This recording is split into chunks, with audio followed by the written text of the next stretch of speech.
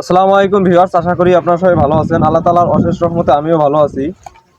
তো দোকান থেকে বাসায় আসলাম, এসে গরুর জন্য আজকে ঘাস নিয়ে যেতে পারিনি সকালে, তাই এখন জোহরের আজান দিতেছে, তো আমি আসলাম ঘাসের জন্য।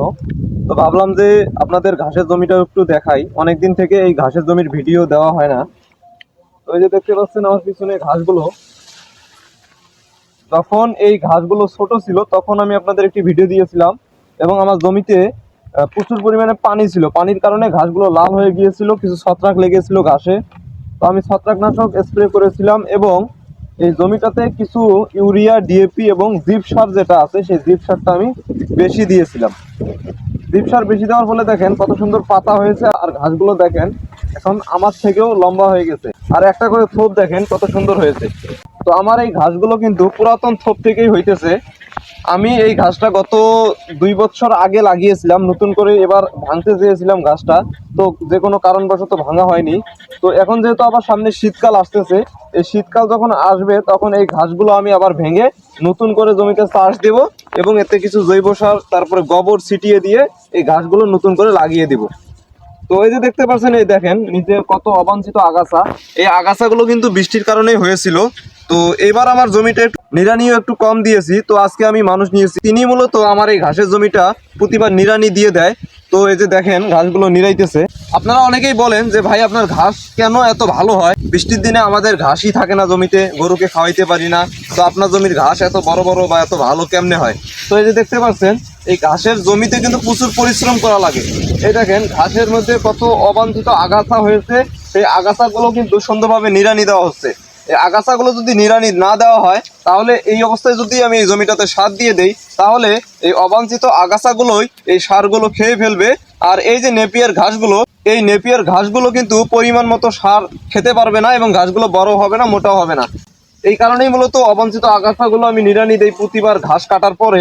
এই যে ঘাসের শিকড়টা দেখতে পাচ্ছেন, এই শিকড়টা কিন্তু মাটিতে থাকে।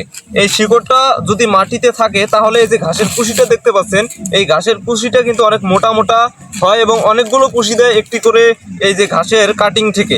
তো এই যে দেখতে পাচ্ছেন, এই যে এটা কিন্তু নতুন কুশি দিয়েছে, কেবল মাটির থেকে কুশি হয়েছে, এটা যতটুকু মোটা হবে। আর এই যে দেখতে পাচ্ছেন একটি কুশি, এটা কিন্তু মাটির থেকে দেখেন 4 ইঞ্চি উপরে চলে এসেছে, কারণ এই ঘাসটার থোপ যেহেতু পুরানো, এই কারণেই মূলত আস্তে আস্তে কাটতে কাটতে ঘাসের কুশিটা উপরে উঠে এসেছে। এই যে উপরে উঠে এসেছে, এই ঘাসগুলো কিন্তু এখন আর ভালো হবে না, যেহেতু সামনের শীত, আর মাত্র একটি বা দুইটি কাটা দেওয়া যাবে এই ঘাসগুলো, তারপরেই কিন্তু এই ঘাসগুলো আমি ভেঙে ফেলবো এবং নতুন করে আমার জমিতে এই ঘাসগুলো লাগিয়ে দিব। আপনারাও প্রতি 2 বছর অন্তর অন্তর কিন্তু এই ঘাসগুলো ভেঙে নতুন করে লাগাবেন, আর ঘাসগুলো অবশ্যই আপনারা নিড়ানি দিবেন। যদি আপনারা ঘাসগুলো নিড়ানি না দেন, তাহলে কিন্তু আশানুরূপ ফলন হবে না ঘাসের। তো আমি মূলত নেপিয়ার জাতের যে ঘাসটা, এই ঘাসটাই চাষ করে থাকি।